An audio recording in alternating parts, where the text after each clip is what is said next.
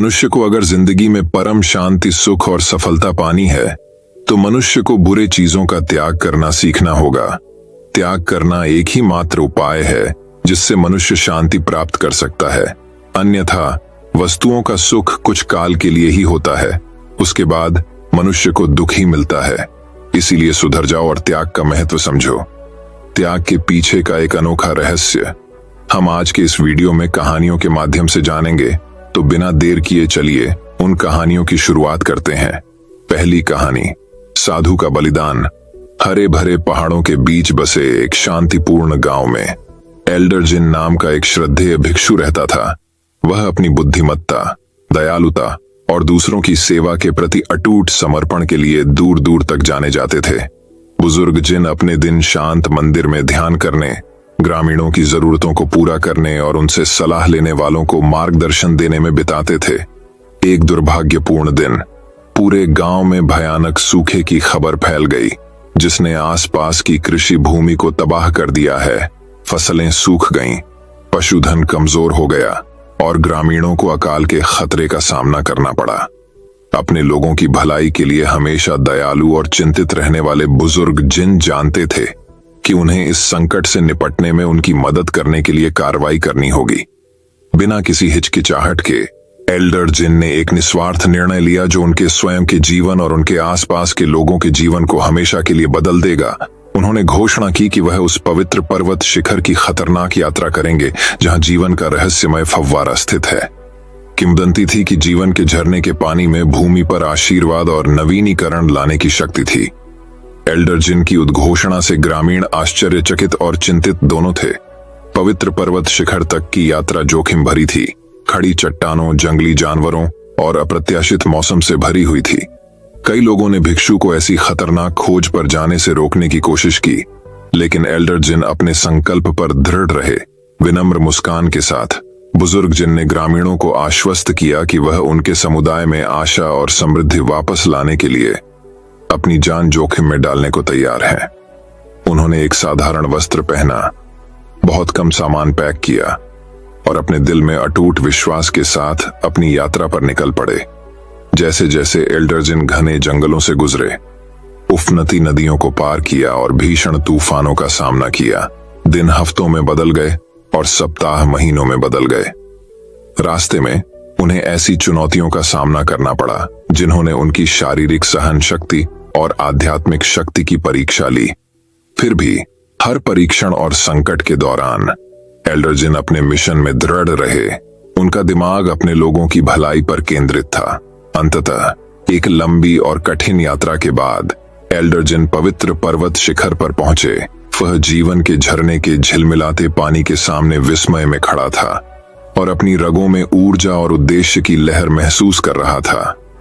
अपने होठों पर कृतज्ञता की प्रार्थना के साथ बुजुर्ग जिन ने एक साधारण लौकी को धन्य पानी से भर दिया और गांव की ओर वापस जाना शुरू कर दिया। वापसी की यात्रा पहली यात्रा से कम खतरनाक नहीं थी, लेकिन एल्डर जिन का दृढ़ संकल्प और कर्तव्य की भावना कभी कम नहीं हुई। वह थकान और निराशा के बावजूद आगे बढ़ते रहे। उनके एकमात्र विचार अपने प्रिय समुदाय के लिए जीवन के झरने का अनमोल उपहार लाने पर केंद्रित थे। जैसे ही बुजुर्ग जिन अंततः गांव पहुंचे, ग्रामीणों ने हर्षोल्लास और अश्रुपूरित आलिंगन के साथ उनका स्वागत किया। उनकी वीरतापूर्ण यात्रा की खबर फैल गई थी और हर कोई उस चमत्कार को देखने के लिए केंद्रीय चौराहे पर इकट्ठा हुआ था, जिसे एल्डर जिन अपने साथ वापस लाए थे। स्थिर हाथ से एल्डर जिन ने जीवन के फव्वारे से सूखी धरती पर पानी डाला। जैसे ही तरल ने जमीन को छुआ, आशा और उपचार के शब्द बोले और देखो, ग्रामीणों की आंखों के सामने उजाड़ भूमि फिर से जीवंत होने लगी। फूल खिले, फसलें लहलहा उठी और जो खेत कभी बंजर थे वे प्रचुरता के जीवंत नखलिस्तान में बदल गए। एल्डर जिन के बलिदान की गहराई और उनके निस्वार्थ कार्य की शक्ति को महसूस करते हुए ग्रामीणों ने विस्मय और श्रद्धा से देखा। उन्होंने कृतज्ञता पूर्वक अपना सिर झुका लिया। उनके हृदय उस भिक्षु के प्रति प्रशंसा और सम्मान से भर गए, जिन्होंने उन्हें निराशा से बचाने के लिए अपना सब कुछ जोखिम में डाल दिया था। इसके बाद के दिनों में एल्डर जिन ने त्याग और करुणा की सच्ची भावना का प्रतीक बनकर विनम्रता और अनुग्रह के साथ अपने समुदाय की सेवा करना जारी रखा। गांव एक बार फिर समृद्ध हुआ और भिक्षु की जीवन के फव्वारे की यात्रा की स्मृति आने वाली पीढ़ियों के लिए आशा और प्रेरणा का प्रतीक बन गई।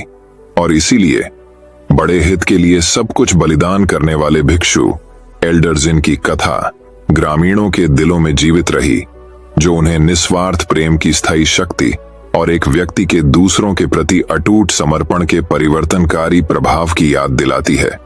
तो दर्शकों, अब चलिए हमारे दूसरे कहानी की शुरुआत करते हैं। दूसरी कहानी हरे भरे जंगलों और बहती नदियों से घिरे एक खूबसूरत गांव के मध्य में मास्टर लियांग नाम का एक विनम्र भिक्षु रहता था।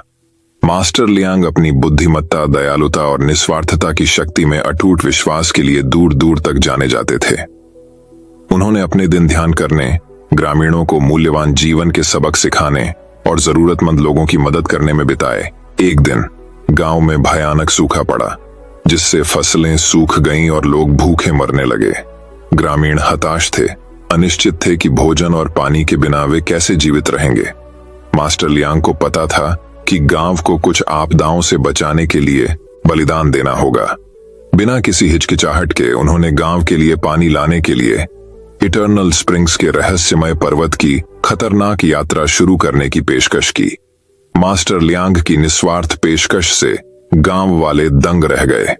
अनंत झरनों के पर्वत की यात्रा जोखिम भरी थी। जंगली जानवरों, विश्वासघाती चट्टानों और अप्रत्याशित मौसम से भरी हुई थी। कई लोगों का मानना था कि इस तरह की यात्रा में कोई भी जीवित नहीं बच सकता। मास्टर लियांग जैसे वृद्ध भिक्षु को तो छोड़ ही दें, लेकिन भिक्षु अपने संकल्प पर दृढ़ रहे। उन्हें विश्वास था कि उनके बलिदान से गांव में आशा और समृद्धि वापस आएगी। अपने अटूट विश्वास और चावल की एक छोटी थैली के अलावा कुछ भी नहीं लेकर मास्टर लियांग अनंत स्प्रिंग्स के पर्वत की अपनी यात्रा पर निकल पड़े। जब वह घने जंगल में गायब हो गया तो ग्रामीण चुपचाप देखते रहे। उसकी आकृति धुंध से ढके पहाड़ों में लुप्त होती जा रही थी। दिन हफ्तों में बदल गए और गांव वालों की उम्मीद टूटने लगी। कुछ का मानना था कि मास्टर लियांग दुर्गम जंगल में मर गए थे, जबकि अन्य इस विश्वास पर अड़े थे कि वह बहुत जरूरी पानी के साथ वापस आएंगे। जैसे जैसे दिन बीतते गए, सूखा गहराता गया और ग्रामीण कमजोर और अधिक हताश होते गए। जब सारी आशा खत्म हो गई, तभी जंगल की छाया से एक रहस्यमयी आकृति उभरी। यह मास्टर लियांग थे। उनका चेहरा थका हुआ था, लेकिन उनकी आत्मा अटूट थी। अपने हाथों में वह अनंत झरनों के पर्वत के शुद्धतम पानी से भरा एक छोटा लकड़ी का पीपा ले गया। मास्टर लियांग की वापसी को एक चमत्कार के रूप में मनाते हुए ग्रामीणों ने खुशी मनाई। उन्होंने पीपे से पानी पिया, जीवन देने वाले पानी से पुनर्जीवित और तरोताजा महसूस किया। हालांकि मास्टर लियांग ने समारोह में भाग नहीं लिया। वह जानता था कि उसका बलिदान अभी पूरा नहीं हुआ है। अपनी आंखों में आंसू के साथ मास्टर लियांग ने ग्रामीणों को संबोधित किया। मेरे प्यारे दोस्तों, जो पानी मैं आपके लिए लाया हूं वह स्वर्ग से एक उपहार है, लेकिन जीवन का सच्चा स्रोत आप में से प्रत्येक के भीतर है। ये मेरे माध्यम से नहीं है बलिदान दें, लेकिन आपकी एकता, प्रेम और करुणा के माध्यम से यह गांव एक बार फिर समृद्ध होगा। ग्रामीणों ने मास्टर लियांग की बातों को ध्यान से सुना। उन्हें उनकी बुद्धिमत्ता की गहराई और उनके बलिदान की शक्ति का एहसास हुआ। उन्होंने साथ मिलकर काम करने, एक दूसरे का समर्थन करने और उस सबक को कभी नहीं भूलने की कसम खाई जो भिक्षु ने उन्हें अपने निस्वार्थ कार्य के माध्यम से सिखाया था। उस दिन से गांव एक बार फिर से समृद्ध हुआ। इसके खेत फसलों से भरपूर थे, इसकी नदियां मछलियों से भरी हुई थीं और इसके लोग सद्भाव और प्रेम में एकजुट थे। मास्टर लियांग ने अपनी बुद्धिमत्ता और दयालुता से ग्रामीणों का मार्गदर्शन और प्रेरणा देना जारी रखा। उनका बलिदान हमेशा के लिए उनके दिल और दिमाग में अंकित हो गया और इसलिए मास्टर लियांग के बलिदान की कहानी आने वाली पीढ़ियों तक जीवित रहेगी, जो निस्वार्थता, करुणा और मानव हृदय की अदम्य भावना की शक्ति का एक कालातीत अनुस्मारक है। तो दर्शकों, चलिए अब हमारे तीसरे कहानी की शुरुआत करते हैं। तीसरी कहानी बलिदान की सिम्फनी। लिंडहर्स्ट के हलचल भरे शहर में अलेक्जेंडर नाम का एक प्रसिद्ध वायलिन वादक रहता था। कहा जाता है कि उनका संगीत जादू के समान था, जो सुनने का सौभाग्य पाने वाली हर आत्मा को मंत्रमुग्ध कर देता था। अपनी कला के प्रति अलेक्जेंडर का जुनून अद्वितीय था और अपने कौशल को निखारने के प्रति उनके समर्पण की कोई सीमा नहीं थी। एक दुर्भाग्यपूर्ण शाम, जब अलेक्जेंडर भव्य लिंडहर्स्ट सिम्फनी हॉल में प्रदर्शन कर रहा था, फ्रेडरिक नाम का एक अमीर व्यापारी उपस्थित था। अलेक्जेंडर के वायलिन से निकलने वाली धुनों से मंत्रमुग्ध होकर फ्रेडरिक प्रदर्शन के बाद संगीतकार के पास पहुंचे। फ्रेडरिक ने कहा, मैंने अपने पूरे जीवन में इतना उत्कृष्ट संगीत कभी नहीं सुना। मैं आपकी प्रतिभा हासिल करने के लिए कुछ भी कर सकता हूं। अलेक्जेंडर इस तारीफ पर शालीनता से मुस्कुराया, लेकिन वह जानता था कि उसकी प्रतिभा कोई ऐसी चीज नहीं है जिसे खरीदा या बेचा जा सके। इसे वर्षों की कड़ी मेहनत, त्याग और अटूट समर्पण के माध्यम से विकसित किया गया था। अलेक्जेंडर ने उत्तर दिया, आपके शब्द दयालु हैं, लेकिन सच्ची प्रतिभा भीतर से आती है। हालांकि फ्रेडरिक इस बात का आदी नहीं था कि उसकी इच्छानुसार किसी भी चीज से इनकार किया जाए। अपने लिए अलेक्जेंडर का उपहार पाने के लिए दृढ़ संकल्पित होकर उसने एक ऐसा प्रस्ताव रखा जिसे अस्वीकार करना इतना आकर्षक लग रहा था। फ्रेडरिक ने प्रस्ताव रखा, मुझे अपनी कला सिखाने के लिए मैं तुम्हें एक अच्छी रकम दूंगा। आपके मार्गदर्शन से मैं अपने आप में एक उत्कृष्ट संगीतकार बन सका। अलेक्जेंडर झिझक रहा था, यह जानते हुए कि फ्रेडरिक को पढ़ाने के लिए समय और ऊर्जा के महत्वपूर्ण निवेश की आवश्यकता होगी। लेकिन जैसे ही उसने व्यापारी की उत्सुक आंखों में देखा, उसे वास्तविक जुनून की एक चिंगारी दिखाई दी, जिसने उसे एक संघर्षरत संगीतकार के रूप में अपने शुरुआती दिनों की याद दिला दी। आखिरकार अलेक्जेंडर फ्रेडरिक को अपने छात्र के रूप में लेने के लिए सहमत हो गया। दोनों व्यक्तियों ने लिंडहर्स्ट के बाहरी इलाके में एक छोटे से स्टूडियो में अपना पाठ शुरू किया, जहां अलेक्जेंडर ने अपने नए शिष्य के साथ संगीत सिद्धांत, तकनीक और व्याख्या के बारे में अपना ज्ञान साझा किया। कई महीनों तक फ्रेडरिक ने लगन से अभ्यास किया। वायलिन की जटिलताओं में महारत हासिल करने में बिताए घंटों के कारण उसकी उंगलियां दुखने लगीं और कठोर हो गईं। अपने शुरुआती अनाड़ीपन के बावजूद अलेक्जेंडर के विशेषज्ञ मार्गदर्शन में धीरे धीरे उनमें सुधार हुआ। उनका खेल हर गुजरते दिन के साथ और अधिक परिष्कृत होता गया। एक शाम, जब सूरज क्षितिज से नीचे डूब गया और रात के आकाश में तारे टिमटिमाने लगे, फ्रेडरिक ने एक गाना बजाया जिसे सुनकर अलेक्जेंडर की आंखों में आंसू आ गए। संगीत भावनाओं से भरा हुआ था। प्रत्येक स्वर भावना की गहराई से गूंज रहा था, जिसे फ्रेडरिक ने पहले कभी हासिल नहीं किया था। तुम्हारे खेल ने सचमुच मेरी आत्मा को छू लिया है, अलेक्जेंडर ने कहा। उसकी आवाज फुसफुसाहट से कुछ ही ऊपर थी। तुम्हारे पास एक उपहार है फ्रेडरिक, जिसे नकारा नहीं जा सकता। फ्रेडरिक इस प्रशंसा से गर्व से झूम उठा। उसका हृदय उपलब्धि की भावना से फूल उठा। लेकिन जैसे ही उन्होंने अपने गुरु की ओर देखा, उनकी अपनी सफलता का बोझ उन पर पड़ने लगा। फ्रेडरिक ने कहा, अलेक्जेंडर, मैं सब कुछ तुम्हारा आनी हूं। आपके मार्गदर्शन और समर्थन के बिना मैं कभी भी वह संगीतकार नहीं बन पाता जो मैं आज हूं। अलेक्जेंडर अपने छात्र को देखकर गर्मजोशी से मुस्कुराया। उसका दिल तृप्ति की भावना से भर गया, जो मात्र गर्व से परे था। उन्होंने फ्रेडरिक की प्रतिभा को निखारने के लिए अपने समय और ऊर्जा के अनगिनत घंटे का बलिदान दिया था, और उस युवा को फलते फूलते देखना किसी भी धनराशि से कहीं अधिक बड़ा पुरस्कार था। जैसे जैसे साल बीतते गए, एक प्रतिभाशाली वायलिन वादक के रूप में फ्रेडरिक की प्रतिष्ठा दूर दूर तक बढ़ती गई। उनके प्रदर्शन ने निकट और दूर दूर से भीड़ खींची। फिर भी अपनी सफलता के बावजूद वह अलेक्जेंडर के प्रति अपना कृतज्ञता का ऋण कभी नहीं भूला, जिसने निस्वार्थ रूप से उसके साथ अपना उपहार साझा किया था। और इसलिए बलिदान की सिम्फनी बजाई गई। प्रत्येक नोट मार्गदर्शन, समर्पण और संगीत के परिवर्तनकारी जादू की स्थायी शक्ति का एक प्रमाण है। अंत में यह धन या प्रसिद्धि नहीं थी जो वास्तव में मायने रखती थी, बल्कि प्रेम और उदारता की विरासत थी जो युगों तक गूंजती रही, जिसने शिक्षक और छात्र को सौहार्द और सम्मान के एक शाश्वत बंधन में बांध दिया। तो दर्शकों, चलिए अब हमारे चौथी कहानी की शुरुआत करते हैं। चौथी कहानी, पवन चक्की का बलिदान। पहाड़ियों और हरे भरे जंगलों के बीच बसे एक गांव में एक शानदार पवन चक्की थी जो परिदृश्य पर हावी थी। पवन चक्की सिर्फ एक संरचना नहीं थी, यह आशा, दृढ़ता और बलिदान का प्रतीक था। इसके ब्लेड पूरे गांव को आटा उपलब्ध कराने के लिए हवा की शक्ति का उपयोग करते हुए अथक रूप से घूमते थे। पवन चक्की के केंद्र में लुकास नाम का एक युवा मिलर रहता था। वह एक मेहनती और समर्पित युवक था जिसने अपने पिता के निधन के बाद पवन चक्की का काम संभाला था। लुकास को पवन चक्की बहुत पसंद थी, क्योंकि यह न केवल उसकी आजीविका थी बल्कि एक विरासत भी थी जो पीढ़ियों से चली आ रही थी। एक दुर्भाग्यपूर्ण दिन गांव में भयंकर तूफान आया और पवन चक्की को उसके प्रकोप का खामियाजा भुगतना पड़ा। तेज हवाओं ने संरचना को तहस नहस कर दिया, जिससे इसकी नींव और मशीनरी को नुकसान पहुंचा।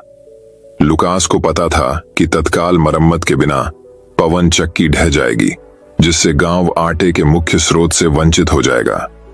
पवन चक्की और गांव को बचाने के लिए दृढ़ संकल्पित लुकास मरम्मत के लिए आवश्यक सामग्री इकट्ठा करने के लिए निकल पड़ा। उन्होंने संरचना को मजबूत करने और टूटी हुई मशीनरी को ठीक करने के लिए दिन रात काम किया, अथक परिश्रम किया। ग्रामीणों ने लुकास के अटूट समर्पण को देखा और किसी भी तरह से उसकी मदद करने के लिए एकजुट हो गए। जैसे जैसे सप्ताह महीनों में बदलते गए, पवन चक्की धीरे धीरे एक बार फिर आकार लेने लगी। इसके ब्लेडों के घूमने की आवाज पूरे गांव में गूंजती है, जो आशा और समृद्धि के पुनरुद्धार का संकेत देती है। लेकिन जैसे ही लुकास ने पवन चक्की के जीर्णोद्धार में अपना दिल और आत्मा लगा दी, उसने अपनी भलाई की उपेक्षा करना शुरू कर दिया। उसके हाथ कठोर हो गए थे, उसकी आंखें थक गई थीं और उसकी आत्मा थक गई थी। एक दिन जब लुकास पवन चक्की के ऊपर काम कर रहा था, अचानक हवा का तेज झोंका आया, जिससे उसका पैर फिसल गया। वह किनारे पर लड़खड़ा रहा था। उसका दिल उसकी छाती में जोर जोर से धड़क रहा था, क्योंकि वह नीचे जमीन पर घूर रहा था। अत्यंत आतंक के उस क्षण में लुकास को अपने बलिदान की सीमा का एहसास हुआ। उन्होंने पवन चक्की को बचाने के लिए अपना सब कुछ लगा दिया था, लेकिन ऐसा करते समय उन्होंने खुद को नजरअंदाज कर दिया था। कांपते हाथ से लुकास रेलिंग की ओर बढ़ा और खुद को स्थिर करने में कामयाब रहा। जैसे ही वह वहां खड़ा हुआ, उसका दिल एहसास से भारी हो गया। उसकी आत्मा की गहराई से एक आवाज ने उससे बात की। इसने ज्ञान और आत्मज्ञान के शब्द फुसफुसाए, उनसे बलिदान के सही अर्थ को याद रखने का आग्रह किया। लुकास ने अपनी आंखें बंद कर लीं और गहरी सांस लेते हुए उस संदेश को ग्रहण कर लिया जो उसके भीतर गूंज रहा था। उन्होंने महसूस किया कि बलिदान का अर्थ केवल किसी बड़े उद्देश्य के लिए कुछ छोड़ना नहीं है, यह स्वयं के भीतर संतुलन और सामंजस्य खोजने के बारे में भी था। पवन चक्की उनके गांव के प्रति उनके समर्पण और प्रेम का प्रतिनिधित्व करती थी, लेकिन वह सिर्फ एक मिलर से कहीं अधिक थे। वह अपनी जरूरतों और इच्छाओं वाला एक इंसान था। नई स्पष्टता के साथ लुकास पवन चक्की से नीचे उतरा और ग्रामीणों को अपने चारों ओर इकट्ठा किया। विनम्रता और बुद्धिमत्ता से भरी आवाज में उन्होंने संतुलन और आत्म देखभाल के महत्व के बारे में बात की। उन्होंने पवन चक्की को बचाने के लिए किए गए बलिदानों को स्वीकार किया, लेकिन स्वयं और अपने आसपास के लोगों का भी पोषण करने की आवश्यकता पर बल दिया। ग्रामीणों ने लुकास की बातें ध्यान से सुनी। उनकी ईमानदारी और बुद्धिमत्ता से उनका दिल छू गया। उन्होंने महसूस किया कि सच्चा बलिदान केवल किसी बड़े उद्देश्य के लिए कुछ त्यागने के बारे में नहीं है, बल्कि इस प्रक्रिया में स्वयं का और दूसरों का सम्मान करने के बारे में भी है। उस दिन से पवन चक्की घूमती रही, जो बलिदान की शक्ति और आत्म देखभाल के महत्व की याद दिलाती रही। लुकास विनम्र मिलर गांव में प्रकाश की किरण बन गया, जिसने दूसरों को अपने जीवन में संतुलन और सद्भाव खोजने के लिए प्रेरित किया। और इसलिए पवन चक्की ऊंची और गौरवान्वित खड़ी थी। इसके ब्लेड हल्की हवा में घूम रहे थे, जो बलिदान की स्थायी भावना और स्वयं के भीतर सद्भाव खोजने की बुद्धिमत्ता का एक प्रमाण था। तो दर्शकों, चलिए अब हमारे 5वीं कहानी की शुरुआत करते हैं। 5वीं कहानी, बलिदान की प्रतिध्वनि। पहाड़ियों और सरसराते जंगलों के बीच बसे एक अनोखे गांव में एलारा नाम की एक युवा महिला रहती थी। अपने लहराते शाहबलूत बालों और सुबह की ओस की तरह चमकती आंखों के साथ एलारा उन सभी की प्रिय थी जो उसे जानते थे। वह अपनी अटूट दयालुता और असीम उदारता के लिए दूर दूर तक जानी जाती थी। ग्रामीणों से मिले सम्मान के बावजूद एलारा के दिल में एक भारी बोझ था। वह जीवन में अपना असली उद्देश्य ढूंढना चाहती थी, अपने छोटे से गांव की सीमा से परे दुनिया में बदलाव लाना चाहती थी। एक दुर्भाग्यपूर्ण शाम, जब सूरज क्षितिज से नीचे डूब गया, एलारा ने खुद से एक गंभीर प्रतिज्ञा की। वह जो अर्थ तलाश रही है उसे पाने की उम्मीद में आत्मखोज और बलिदान की यात्रा पर निकलेगी। दृढ़ निश्चय और आशा से भरे दिल के साथ एलारा अपने गांव के परिचित दृश्यों और ध्वनियों को पीछे छोड़ते हुए अज्ञात की ओर निकल पड़ी। कई दिनों और रातों तक वह घने जंगलों को पार करती रही, उफनती नदियों को पार करती रही और ऊंचे पहाड़ों पर चढ़ती रही। हर कदम उसे अपनी खोज की प्राप्ति के करीब लाता रहा। रास्ते में एलारा को थके हुए यात्रियों, खोई हुई आत्माओं और मदद की जरूरत वाले लोगों का सामना करना पड़ा। बिना किसी हिचकिचाहट के उसने अपनी सहायता की पेशकश की, अपनी अल्प आपूर्ति साझा की और दुहक से बोझिल लोगों की बात सुनी। उनकी दयालुता और निस्वार्थता के कार्यों ने उनके रास्ते में आने वाले सभी लोगों के दिलों को छू लिया, जिससे उनके मन में आशा और प्रेरणा की छाप छूट गई। जैसे जैसे दिन हफ्तों में और सप्ताह महीनों में बदलते गए, एलारा की यात्रा उसे एक हवादार पहाड़ी के ऊपर स्थित एक भव्य महल के दरवाजे तक ले गई। महल एक एकांतवासी राजा का था, जो अपने कठोर शासन और अतृप्त लालच के लिए जाना जाता था। अपनी यात्रा के दौरान मिले ग्रामीणों की चेतावनियों के बावजूद एलारा को महल की ओर आकर्षण महसूस हुआ, जैसे कि उसका असली उद्देश्य इसकी उभरती दीवारों के भीतर छिपा हो। अपना सारा साहस जुटाते हुए एलारा महल के द्वार के पास पहुंची। उसका दिल उसकी छाती में धड़क रहा था। उसे आश्चर्य हुआ जब दरवाजा चरमराहट के साथ खुल गया और डूबते सूरज की सुनहरी रोशनी में नहाया हुआ एक भव्य आंगन दिखाई देने लगा। जैसे ही वह आंगन से गुजरी, एलारा को एक भारी उपस्थिति का एहसास हुआ जो उसकी हर गतिविधि पर नजर रख रही थी। एक ऐसी छाया जो प्राचीन रहस्यों और अनकहे सत्यों के बारे में फुसफुसाती हुई प्रतीत हो रही थी। महल के मध्य में एलारा ने राजा को सोने के सिंहासन पर बैठा पाया। उसकी आंखें ठंडी और हिसाब किताब कर रही थीं। बिना कुछ कहे उसने उसे आगे बढ़ने का इशारा किया। उसकी निगाहों में एक मूक चुनौती थी। अपनी यात्रा के दौरान जुटाई गई ताकत का उपयोग करते हुए एलारा ने राजा के सामने घुटने टेक दिए। उसकी आवाज स्पष्ट और अटूट थी और वह अपने उद्देश्य की खोज और रास्ते में किए गए बलिदानों के बारे में बात कर रही थी। उसके साहस से प्रभावित होकर और उसकी ईमानदारी से प्रभावित होकर राजा ने एक सच्चाई का खुलासा किया जिसने एलारा को अंदर तक झकझोर कर रख दिया। बहुत समय पहले वह एक बुद्धिमान और न्यायप्रिय शासक था, जो अपनी निष्पक्षता और करुणा के कारण अपने लोगों का प्रिय था। लेकिन जैसे जैसे साल बीतते गए और सत्ता ने उसके दिल को निगल लिया, उसने उन मूल्यों को खो दिया जो एक बार उसका मार्गदर्शन करते थे और अंधकार और अत्याचार में डूब गए। अपनी आंखों में आंसू के साथ राजा ने अपना गहरा अफसोस व्यक्त किया। सत्ता की खोज में उसने जो बलिदान दिया था, उसने उसे वह चीज खो दी थी जिसे वह सबसे अधिक महत्व देता था, अपने लोगों का प्यार और सम्मान। जैसे ही एलारा ने उसकी मुक्ति और क्षमा की कहानी सुनी, वह अपने दिल में जानती थी कि उसे क्या करना चाहिए। एक गंभीर संकल्प के साथ एलारा ने राजा को एक अतुलनीय उपहार दिया, क्षमा, समझ और करुणा का उपहार। निस्वार्थ बलिदान के उस क्षण में राजा के हृदय पर छाई छायाएं धुंधली होने लगीं। उनकी जगह आशा और नवीनीकरण की चिंगारी ने ले ली।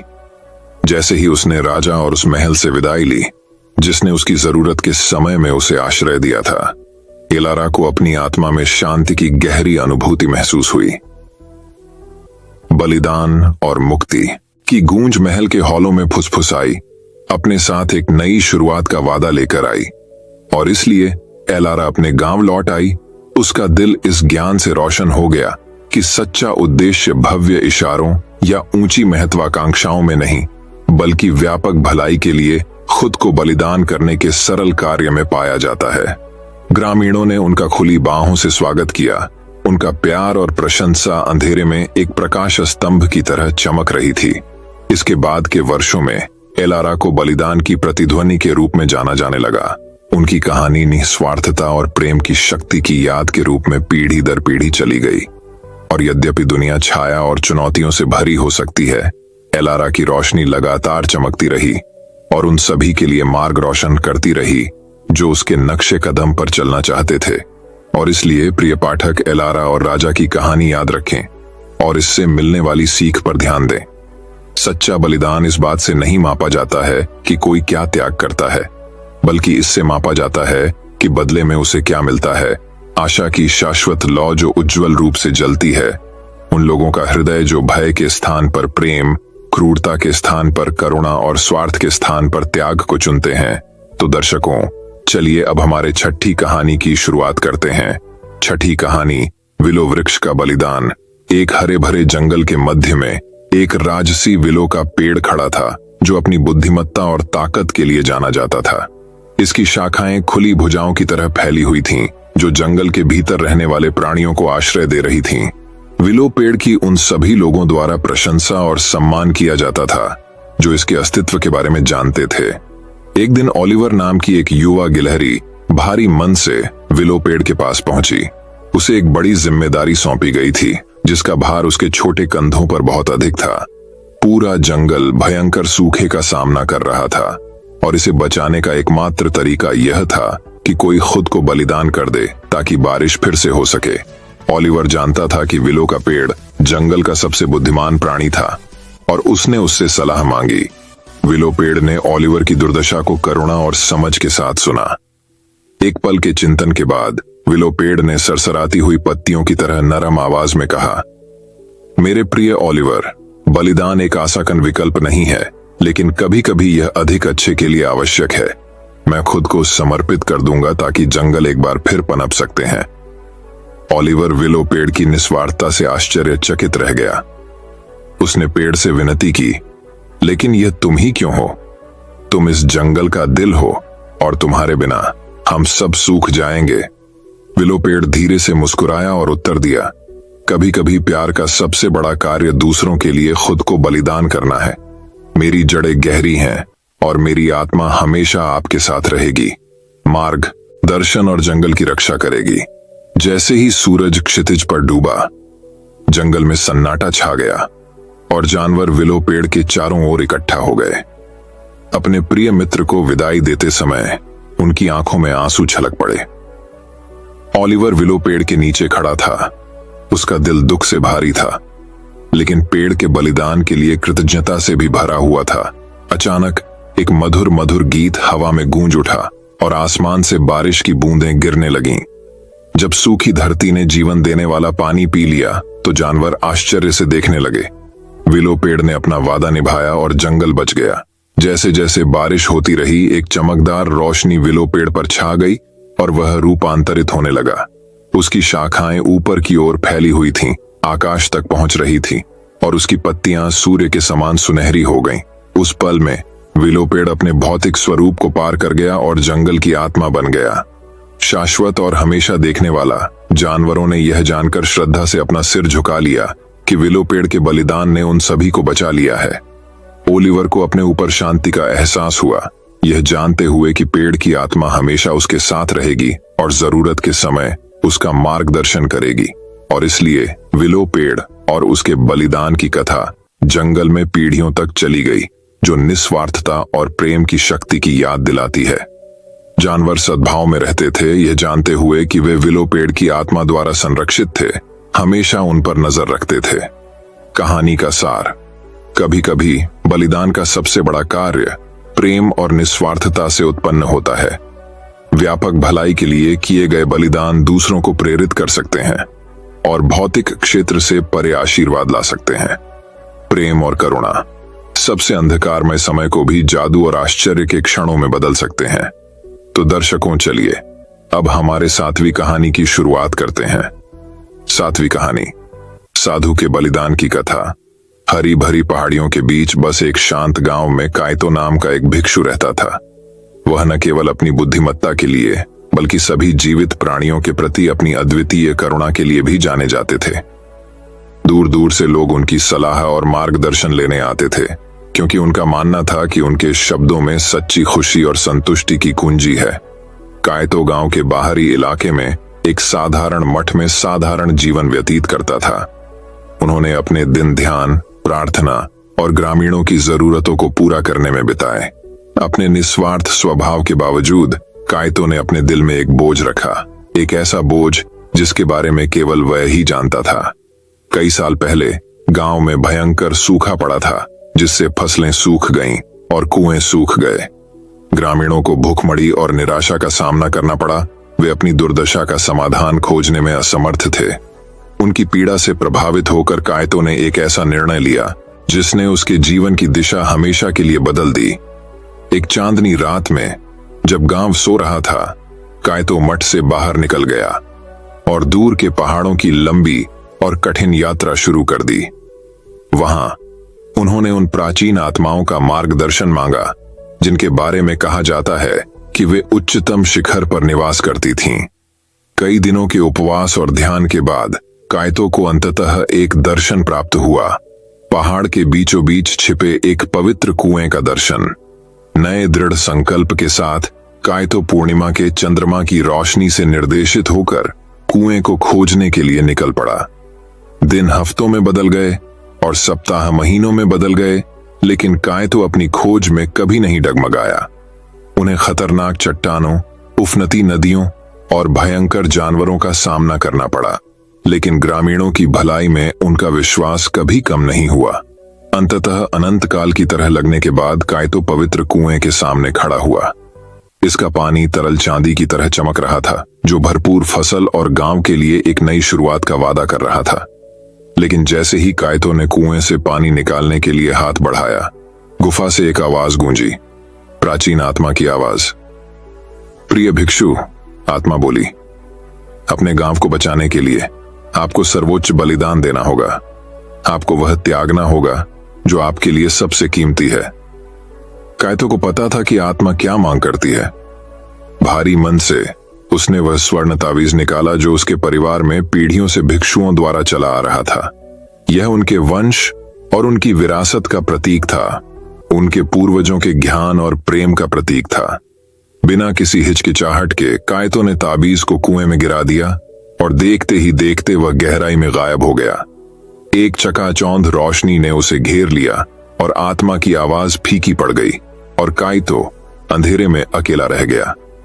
जैसे ही वह गांव वापस आया, काइतो को अपने ऊपर शांति और तृप्ति का एहसास हुआ। वह जानता था कि उसका बलिदान व्यर्थ नहीं गया, क्योंकि कुएं के पानी ने बंजर भूमि में जीवन वापस ला दिया, इसे एक समृद्ध नखलिस्तान में बदल दिया। ग्रामीण हरे भरे खेतों और फलदार पेड़ों को देखकर बहुत खुश हुए, जो अब उनके वीरान गांव की शोभा बढ़ा रहे थे। उन्होंने काइतो को एक नायक, एक उद्धारकर्ता के रूप में सराहा, जो उन्हें विनाश के कगार से वापस लाया था। लेकिन काइतो विनम्र रहा, क्योंकि वह जानता था कि सच्चे बलिदान के लिए किसी मान्यता या पुरस्कार की आवश्यकता नहीं होती। उन्होंने ग्रामीणों की सेवा करना जारी रखा और उनसे मार्गदर्शन चाहने वाले सभी लोगों को अपनी बुद्धि और करुणा प्रदान की। और इस तरह भिक्षु के बलिदान की कहानी दूर दूर तक फैल गई और आने वाली पीढ़ियों को निस्वार्थता और भक्ति के संदेश से प्रेरित किया। काइतो की विरासत उन लोगों के दिलों में जीवित रही जिन्हें उसने छुआ था। यह याद दिलाता है कि सच्ची खुशी धन या शक्ति में नहीं है, बल्कि अधिक से अधिक भलाई के लिए खुद को देने की इच्छा में है। तो दर्शकों, चलिए अब हमारे 8वीं कहानी की शुरुआत करते हैं। 8वीं कहानी, ड्रैगन का बलिदान। एल्डोरिया की भूमि में द्रवोनाथ नामक एक महान अजगर लोहे के पंजे के साथ पहाड़ों पर शासन करता था। उसका तराजू सूरज की रोशनी में पन्ना की तरह चमक रहा था और उसकी दहाड़ पृथ्वी की नींव को हिला सकती थी। द्रवोनाथ से उस क्षेत्र में रहने वाले सभी लोग डरते थे और उसका सम्मान करते थे, क्योंकि उसकी शक्ति बेजोड़ थी और उसका क्रोध तेज था। अपनी भयावह प्रतिष्ठा के बावजूद द्रवोनाथ का दिल शांति और सद्भाव की इच्छा से जलता था। वह नीचे के गांवों को फलते फूलते और समृद्ध होते देखना चाहता था, लेकिन उसकी उपस्थिति से ही लोगों के दिलों में डर बैठ गया। उन्होंने उसे केवल एक राक्षस, मारे जाने योग्य जानवर के रूप में देखा। एक दिन एलारा नाम की एक युवा युवती द्रवोनाथ से मिलने के लिए दुर्गम पहाड़ी रास्ते पर निकली।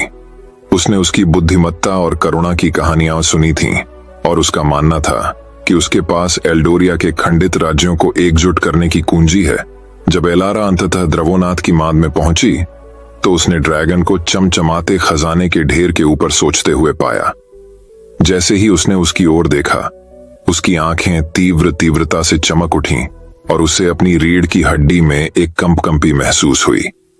लेकिन इलारा अपनी बात पर अड़ी रही और शांतिपूर्ण क्षेत्र के लिए अपने दृष्टिकोण के बारे में बात करते हुए उसकी आवाज स्थिर रही। द्रवोनाथ ने चुपचाप सुना। उसके विचार उसकी गूढ़ दृष्टि के पीछे छिपे हुए थे। काफी देर के बाद वह ऐसी आवाज में बोला जो दूर तक गड़गड़ाती हुई गड़गड़ाहट की तरह थी। मैंने अपने तरीकों की मूर्खता देखी है एलारा। मैंने बहुत लंबे समय तक अपनी शक्ति पर गर्व किया है और अब बदलाव का समय आ गया है। लेकिन आप जो शांति चाहते हैं उसे प्राप्त करने के लिए एक महान बलिदान देना होगा। बलिदान का जिक्र होते ही एलारा का दिल जोर से धड़कने लगा, लेकिन उसने खुद को मजबूत किया और पूछा, आप किस बलिदान की बात कर रहे हैं शक्तिशाली द्रवोनाथ? ड्रैगन की आंखें नरम हो गईं। उसके चेहरे पर उदासी की झलक दिखाई देने लगी। मुझे अपनी शक्ति छोड़नी होगी और खुद को अपने क्रूर रूप से अलग करना होगा। केवल तभी मैं लोगों के बीच एक समान, एक अभिभावक और मार्गदर्शक के रूप में चल सकता हूं। लेकिन ऐसा करने पर मैं वह सब खो दूंगा जो मैं हूं, वह सब जो मेरे पास है गया। एलारा को द्रवोनाथ के प्रति सम्मान और प्रशंसा महसूस हुई। उन सभी चीजों का त्याग करना जो उन्हें परिभाषित करती थीं, अपने क्षेत्र के व्यापक हित के लिए अपने मूल सार को त्यागना वास्तव में एक निस्वार्थ कार्य था। वह तब जानती थी कि ड्रैगन का दिल शुद्ध था, उसके इरादे नेक थे। मैं आपके पक्ष में खड़ी रहूंगी द्रवोनाथ, एलारा ने अपनी आवाज में अटल स्वर में कहा। मैं परिवर्तन के इस समय में आपकी मदद करूंगा और हम साथ मिलकर एल्डोरिया में शांति लाएंगे। और इसलिए द्रवोनाथ ने अपने तराजू और पंखों को एक ड्रैगन के रूप में अपनी पहचान को त्यागने की कठिन प्रक्रिया शुरू की। प्रत्येक गुजरते दिन के साथ वह कमजोर और अधिक मानव जैसा होता गया। अंत में वह एलारा के सामने चमचमाते कवच पहने एक व्यक्ति के रूप में खड़ा था। उसका एक बार शक्तिशाली रूप एक नश्वर के रूप में कम हो गया था, लेकिन द्रवोनाथ का बलिदान व्यर्थ नहीं गया। एल्डोरिया के लोगों ने खुली बाहों से उनका स्वागत किया। उनकी विनम्रता और दयालुता के सामने उनका डर और अविश्वास दूर हो गया। द्रवोनाथ आशा और प्रेरणा का प्रतीक, एकता और शांति का प्रतीक बन गया। जैसे जैसे साल बीतते गए, एलारा और द्रवोनाथ ने गठबंधन बनाने और पुराने घावों को भरने के लिए अथक प्रयास किया। उनकी दोस्ती का बंधन और भी मजबूत होता गया। एल्डोरिया के राज्य उनके बुद्धिमान और न्यायपूर्ण शासन के तहत फले फूले और भूमि समृद्धि और सद्भाव का स्वर्ण युग जानती थी। और यद्यपि द्रवोनाथ ने वह सब कुछ त्याग दिया था जो उसे कभी प्रिय था, उसे क्षेत्र के संरक्षक के रूप में अपनी भूमिका में एक नया उद्देश्य और पूर्ति मिली। उनके बलिदान ने न केवल इतिहास की दिशा बदल दी थी, बल्कि उन्हें जानने वाले सभी लोगों के दिलों को भी छू लिया था और अपने पीछे साहस, करुणा और व्यापक भलाई के प्रति अटूट समर्पण की विरासत छोड़ी थी।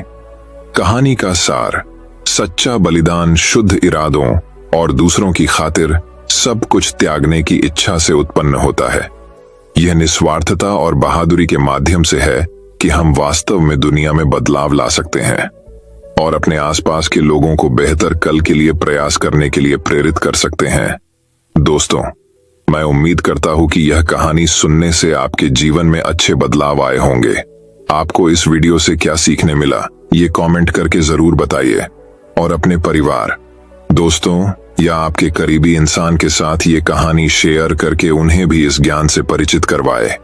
बाकी अगर आपको ये वीडियो दिल से अच्छी लगी हो तभी इस वीडियो को लाइक कर देना और आपने अब तक इस चैनल को सब्सक्राइब न किया हो तो चैनल को सब्सक्राइब भी जरूर कर देना। आपका हर दिन शुभ हो और खुशियों से आपका जीवन भरा रहे। धन्यवाद। नमो बुद्धाय।